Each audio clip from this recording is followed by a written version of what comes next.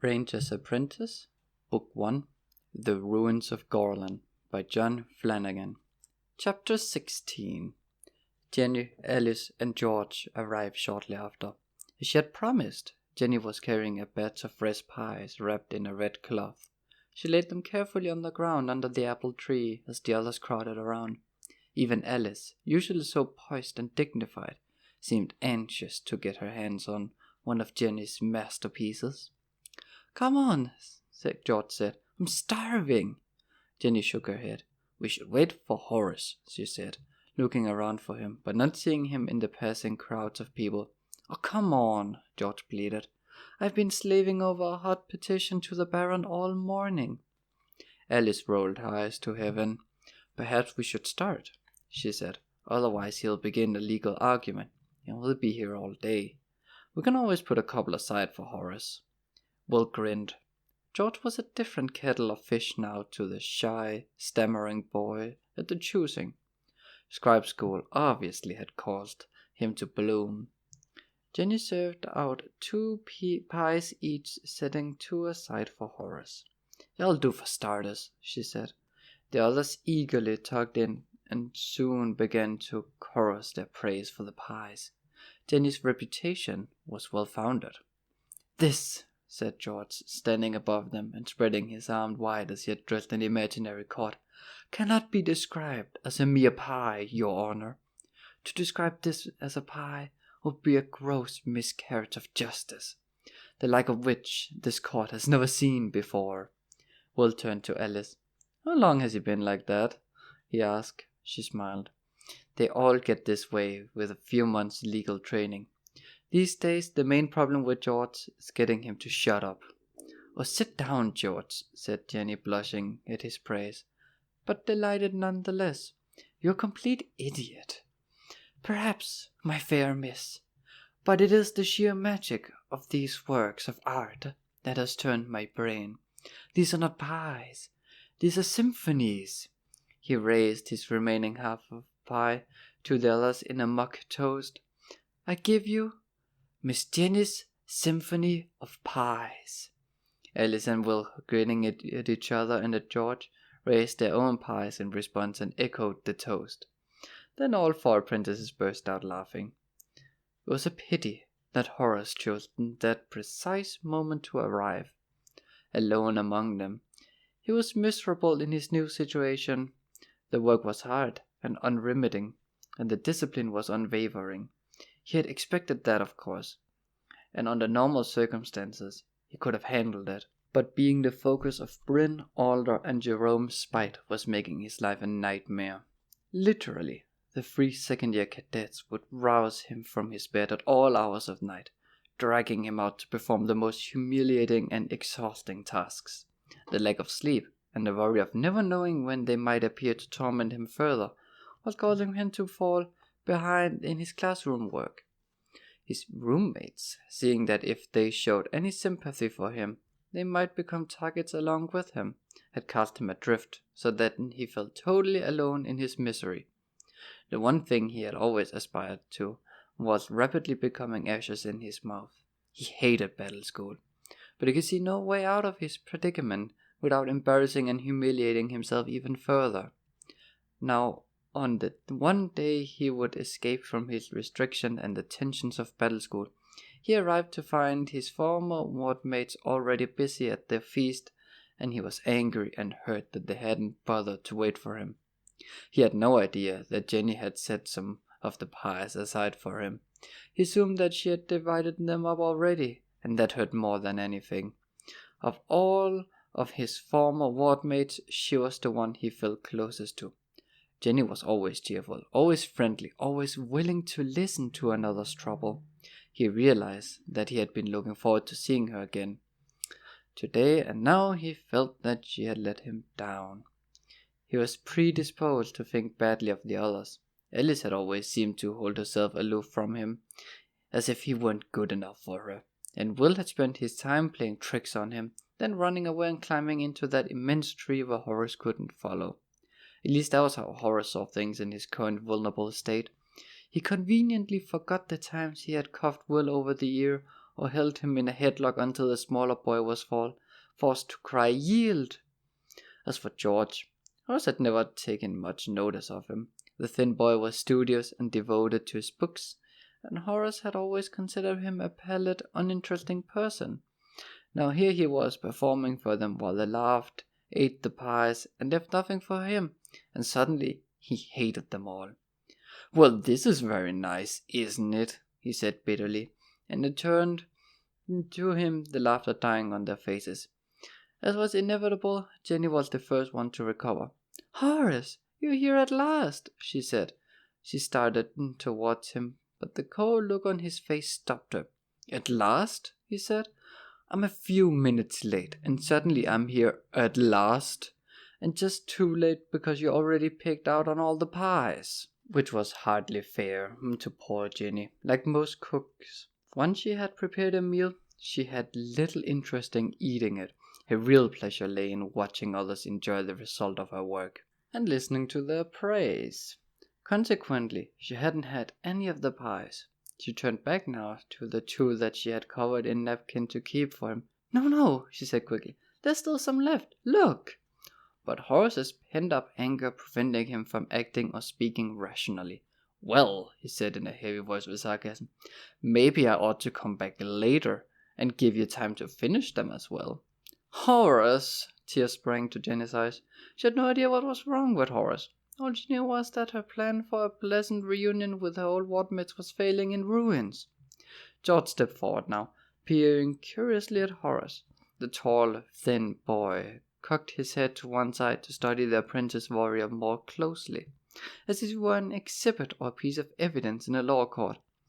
"There's no call to be so unpleasant," he said reasonably. But reason wasn't what Horace wanted to hear. He shoved the other boy aside angrily. "Get away from me," he said, "and mind how you talk to a warrior." "You're not a warrior yet," Will told him scornfully. "You're still only an apprentice, like the rest of us." Jenny made a small gesture with her hands, urging Will to drop the matter. Horace, who was in the act of helping himself to the remaining pies, looked up slowly. He measured Will up and down for a second or two. "Oh-ho," he said. "I see the apprentice spy is with us today." He looked to see if the others were laughing at his wit. They weren't, and it only served to make him more unpleasant. "I suppose Halt is teaching you to slink around, spying on everyone, is he?" Horace stepped forward without waiting for an answer and fingered Will's mottled cloak sarcastically. "What's this? Didn't you have enough dye to make it all one color?" "It's a ranger's cloak," Will said quietly, holding down the anger that was building inside of him. Horace snorted scornfully, cramming half one of the pies into his mouth and spraying crumbs as he did so. "Don't be so unpleasant," George said. Horace rounded on the apprentice to scrape his face. "Watch your tongue, boy. You're talking to a warrior, you know."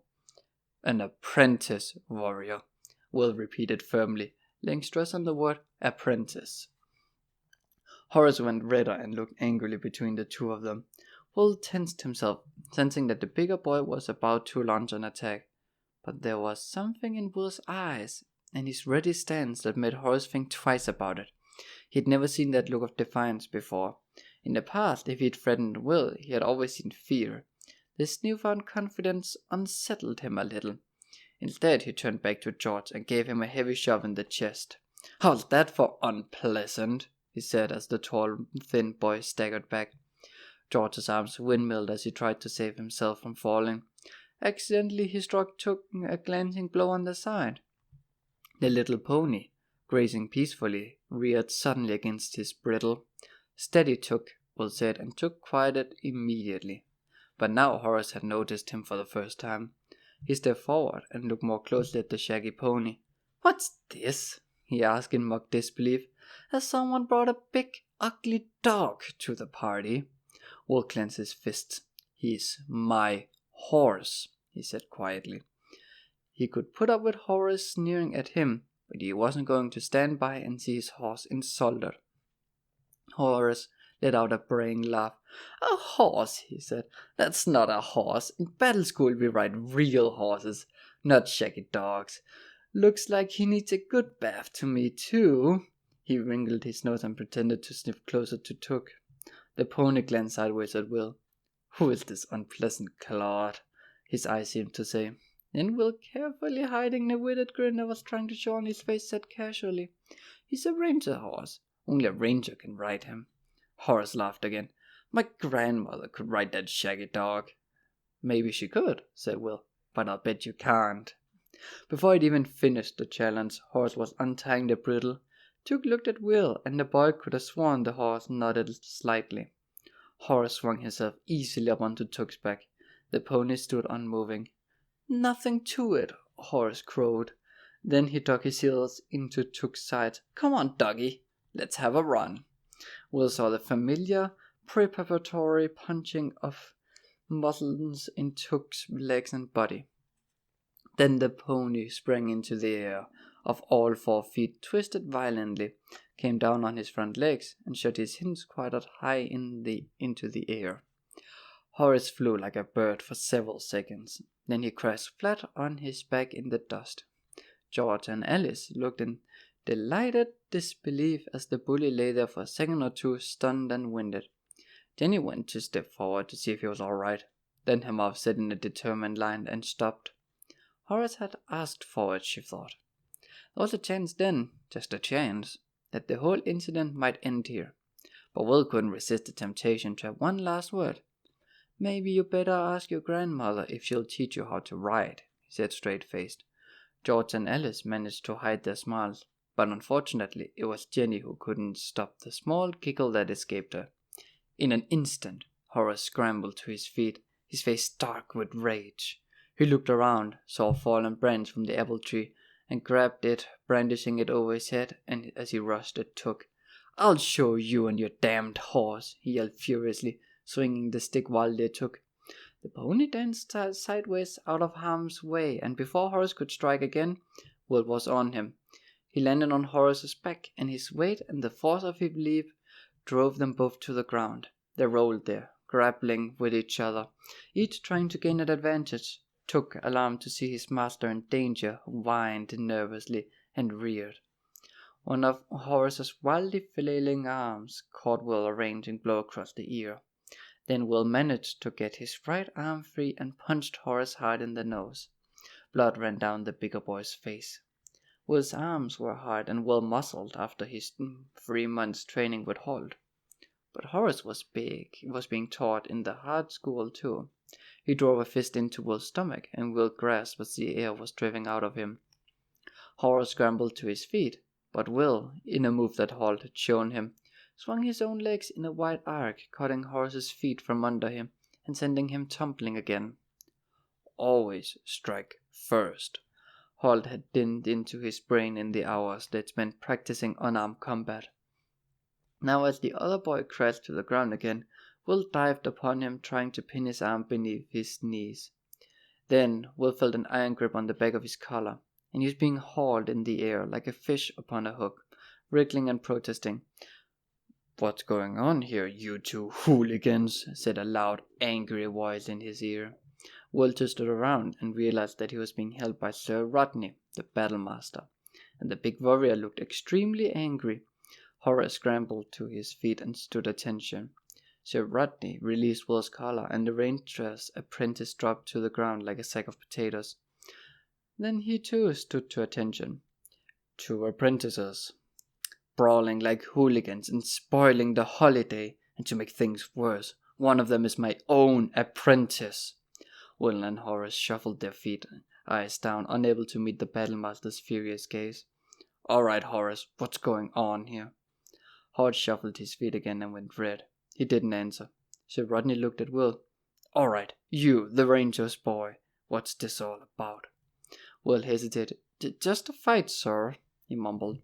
"I can see that," the battlemaster shouted. "I'm not an idiot, you know." He paused for a moment, waiting to see if either boy had anything further to add. They were both silent. Sir Rodney sighed in exasperation. "Boys, if they weren't getting under your feet, they were fighting, and if they weren't fighting, they were stealing or breaking something." "All right," he said finally. "The fight's over. Now shake hands and be done with it." He paused, and as neither boy made a move to shake hands, he roared in a parade ground voice, "Get on with it!" Galvanized into action, Will and Horace reluctantly shook hands. But as Will looked into Horace's eyes, he saw that the matter was far from settled. "We'll finish this another time," the angry look in Horace's eyes said. "Any time you like," the apprentice ranger's eyes replied. Chapter 17. Snow lay thick on the ground as Will and Halt rode slowly home from the forest. The situation between Will and Horace remained unresolved as time had passed. There had been little chance for the two boys to resume their argument as their respective masters kept them busy and their paths seldom crossed. Will had seen the apprentice very occasionally, but always at a distance. They hadn't spoken, or even had the chance to acknowledge each other's presence.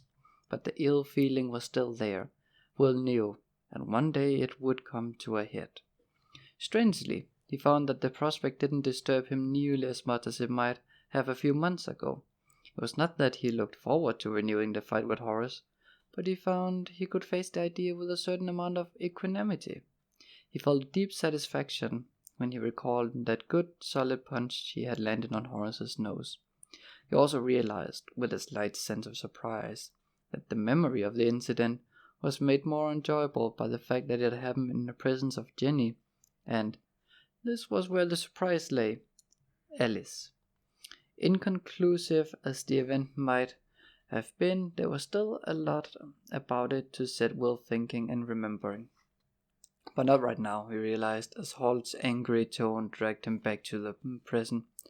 "Could we possibly continue without tracking, or did you have something more important to do?" he inquired. Instantly, Will cast around, trying to see what Halt had pointed out. As they rode through the crisp white snow, their horses' hooves making only the smallest of sounds. Halt had been pointing to disturbances in the even white cover. They were tracks left by animals, and it was Will's task to identify them. He had sharp eyes and a good mind for the task. He normally enjoyed these tracking lessons, but now his attention had been wandered, and he had no idea where he was supposed to be looking. "There," Halt said, his tone leaving no doubt that he didn't expect to have to repeat such things. As he pointed to the left, Will stood in his stirrups to see the disturbed snow more clearly. "Rabbit," he said promptly. Halt turned to look sidelong at him. "Rabbit?" he asked, and Will looked again, correcting himself almost immediately. "Rabbits," he said, stressing the plural ending. Halt insisted on accuracy. "I should think so. After all, they were Scandian tracks. There you'd need to be sure you knew how many there were." "I suppose so," said Will meekly. "You suppose so?" "Believe me, Will, there's a big difference between knowing there's one Scandian about and knowing that there's half a dozen." Will nodded apologetically. One of the changes that had come over their relationship lately was the fact that Halt almost never referred to him as boy anymore. These days was always Will. Will liked that. It made him feel that somehow he'd been accepted by the grim-faced ranger. All the same, he did wish that Halt would smile once or twice when he said it. Or even once. Halt's low voice snapped him out of his daydreaming. "So, rabbits, is that all?" Will looked again in the disturbed snow. Difficult to see, but there, now that Halt had pointed out to him, was another set of tracks. "A stoat," he said triumphantly, and Halt nodded again. "A stoat," he agreed. "But you should have known there was something else there. Will, look at how deep those rabbit tracks are. It's obvious that something had frightened them. When you see a sign like that, it's a hint to look for something extra." "I see," said Will, but Halt shook his head. "No, all too often you don't see, because you don't maintain your concentration. You'll have to work on that." Will said nothing. He merely accepted the criticism. He learned by now that Halt didn't criticize without reason, and when there was reason, no amount of excuses could save him. They rode on in silence. Will strained his eyes on the ground around them, looking for more tracks, more animal signs. They went another kilometer or so, and were starting to see some of the familiar landmarks that told him he was close to the cottage, when he saw something. "Look!" he cried, pointing to a tumbled section of snow just off the path. "What's that?" Halt turned to look, The tracks, if there were tracks, were like no other that Will had seen so far. The ranger urged his horse nearer to the edge of the path and looked more closely. He said thoughtfully.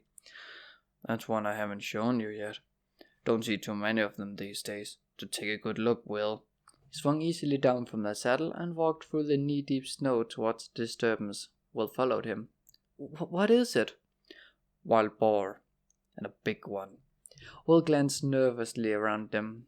He mightn't know what a wild boar's track looked like in the snow, but he knew enough about the creatures to know that they were very, very dangerous. Hall noticed the look and made a reassuring movement with his hand. Relax, he's nowhere near us. Can you tell that from the tracks? Will asked. He stared fascinated at the snow. The deep ruts and furrows had obviously been made by a very large animal, and it looked as if it were a very large, very angry animal. No, I can tell it from our horses. If a boar that size would be anywhere in the district, those two would be snuffing and pawing and whining so hard we wouldn't be able to hear ourselves think. Oh, said Will, feeling a little foolish. He relaxed the grip that he's taking on his bow. However, in spite of the ranger's assurances, he couldn't resist taking just one more look around behind them, and as he did so, his heart began pounding faster and faster. The thick undergrowth on the other side of the track was moving ever so slightly. Normally, he might have passed the movement off as due to the breeze, but his training with Halt had heightened his reasoning and his observation. At that moment, there was no breeze, not the slightest breath. But still, the bushes continued to move. Will's hand went slowly to his quiver, moving deliberately so as to avoid startling the creature in the bushes. He drew an arrow and placed it on the string of his bow. Halt? He tried to keep his voice down, but couldn't prevent from squealing just a little bit. He wondered if his bow would stop a charging boar. He didn't think so. Halt looked around, his gaze taking in the arrow knocked to Will's bowstring, and noting the direction in which Will was looking. I hope you're not thinking of shooting the poor old farmer who's hiding behind these bushes, he said seriously, yet he pitched his voice so that it carried clearly across the tracks to the thick clump of bushes in the other side. Instantly, there was a scuffle of movement from the bush, and Will heard a nervous voice crying out, Don't shoot, good sir! Please don't shoot, it's only me! The bushes parted as a disheveled and frightened-looking old man stood up and hurried forward. His haste was his undoing. However, as his foot caught in a tangle of underbrush, he sprawled forward onto the snow. He scrambled awkwardly to his feet, hands held out, palms raised to show that he carried no weapon. As he came, he continued non-stop babble of words. Only me, sir. No need for shooting, sir. Only me, I swear, and I'm in no danger to the likes of you. He hurried forward into the center of the track, his eyes fixed on the bow in Will's hands and the gleaming razor-sharp tip of the arrow. Slowly, Will released the tension of the string and lowered the bow as he took a closer look at the interloper. He was skinny, in the extreme, dressed in a ragged and dirty farmer's muck. He had long, awkward arms and legs and knobby elbows and knees. His beard was grey and matted, and he was going bald on top of his head. The man stopped a few meters from them and smiled nervously at the two cloaked figures. Only me, he repeated, one last time. Chapter 18. Will couldn't help smiling to himself. Anything less like a ferocious charging wild boar he couldn't imagine. How did you know he was there? He asked Halt in a soft voice. The ranger shrugged. Saw him a few minutes ago. You'll learn eventually to sense when someone's watching you. Then you know to look for them. Will shook his head in admiration. Halt's powers of observation were uncanny. No wonder people at the castle held him in such awe. Now then, why are you skulking there? Who told you to spy on us? The old man rubbed his hands nervously together, his eyes flicking from Halt's forbidding expression to the arrow tip lowered now, but still knocked to the string on Will's bow. Not spying, sir. No, not spying. I heard you coming and thought you were that monster porker coming back. Halt's eyebrows drew together. You thought I was a wild boar? He asked again. The farmer shook his. No, he gobbled. Leastways not once I saw you, but then I wasn't sure who you might be. Could be bandits like. What are you doing here? Halt asked. You're not local, are you? The farmer, anxious to please, shook his head once again. Come from over Willow Tree Creek, I do. Been trailing that porker and hoping to find someone I could turn him into bacon. Holt was suddenly vitally interested. He dropped in the mock severe tone in which he had been talking. You seen the boar, then? He asked, and the farmer rubbed his hands again and looked fearfully around as if nervous that the porker would appear from the trees and meaning. Seen him? Heard him? Don't want to see him no more. He's a bad un, sir. Mark my words. Holt glanced back at the tracks again. He's certainly a big one anyway, he mused.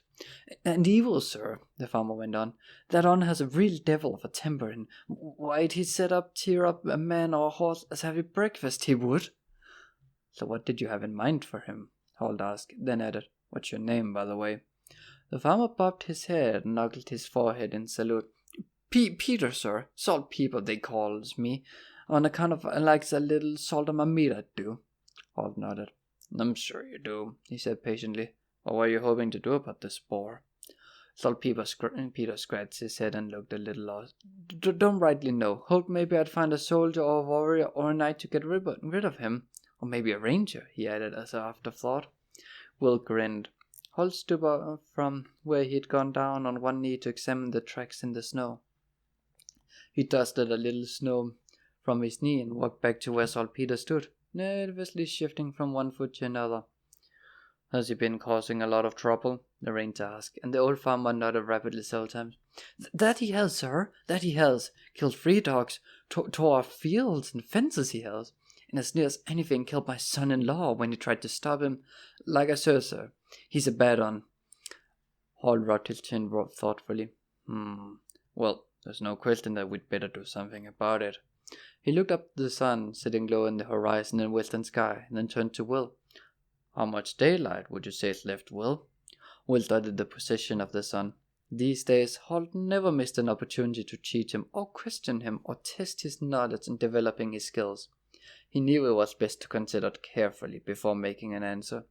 Holt preferred accurate replies, not fast ones. A little over an hour? Will said. He saw Holt's eyebrows draw together in a frown, and remembered that the ranger also disliked being answered with a question. Are you asking me, or are you telling me? He said. Will shook his head, annoyed at himself. A little over an hour, he replied more confidently, and this time the ranger nodded in agreement. Correct. He turned to the old farmer again. Very well, Saltpeter. I want you to take a message to Baron Harold. Baron Harold? The farmer asked nervously. Holt frowned again. See what you've done, he said to Will. You got him answering in questions with questions now. Sorry, Will mumbled, grinning in spite of himself. Holt shook his head and continued speaking to Saltpeter. That's right, Baron Harold. You'll find his castle a couple of kilometers along this track. Saltpeter peered under one hand, looking along the tracks as if he could see the castle already. A castle, you say? He said in a wondering voice. I've never seen a castle. Holt sighed impatiently. Heaving this old chatterbox's mind on the subject was beginning to make him short-tempered. That's right, a castle. Now go to the guard at the gate. Is it a big castle? Asked the old fellow. It's a huge castle. Holt roared at him. Saltpeter bounded back in fright. He had a hurt look on his face. No need to bellow, young man. I was only asking. Well, then stop interrupting me. We're wasting time here. Now, are you listening? Saltpeter nodded. Good. Go to the guard at the gate and say you have a message from Holt for Baron Harold. Look at recognition spread across the man's face. Holt? He asked. Not the Ranger Holt. Yes, replied Holt, verily, the Ranger Holt. The one who led the ambush on Morgar's walkers. The same, said Holt in a dangerous low voice. Saltpeter looked around him. Well, where is he? I'm Holt, the ranger thundered at him, placing his face a few centimeters from Saltpeter's as he did so. Again the old farmer recalled a few steps. Then he gathered his courage and shook his head in disbelief. No, he said definitely. You can't be him. Why, the Ranger Holt is tall as 2 men, and as broad. A giant of a man. He's brave, fierce in battle, he is. You couldn't be him. Holt turned away, trying to regain his temper. Will couldn't help but smile breaking out on his face. Halt, said the ranger, spacing his words out so that Saltpeter couldn't make any mistake. I was taller when I was young, and a lot broader, but now I'm this size. He thrust his glittering eyes close to the farmer's and glared at him. Do you understand? Well, if you say so, said Saltpeter. He still didn't believe the ranger, but there was a very dangerous gleam in Halt's eyes that warned him it would be good to and wise to not disagree any further. Good. Now tell the Baron Halt that Halt and Will. Saltpeter opened his mouth to ask another question. Halt clamped his hand over the old man's mouth immediately and pointed to where Will stood beside Took. That's Will there. Saltpeter nodded, his eyes wide over the hand that was clamped firmly over his mouth, stopping any further questions or interruptions. The ranger continued. Tell him Halt and Will are tracking a wild boar. When we find its lair, we'll return to the castle. In the meantime, the Baron should gather his men for a hunt tomorrow morning. He slowly took his hands from the farmer's mouth. Have you got all that? Saltpeter nodded carefully. Then repeat it back to me. Go to the castle. Tell the gate guard I have a message from you, Halt, for the Baron. Tell the Baron that you, Halt, and him, Will, are tracking a wild boar to find its lair. Tell him to have his men ready for a hunt tomorrow. Good. He gestured to Will, and the two of them swung back in their saddles. Saltpeter stood uncertainly on the track looking up at them. Off you go, said Halt, pointing in the direction of the castle. The old farmer went a few paces. Then when he judged he was at a safe distance, he turned around and called back at the grim-faced ranger. I don't believe you, you know. Nobody goes shorter and thinner. Halt sighed and turned his horse away in the forest.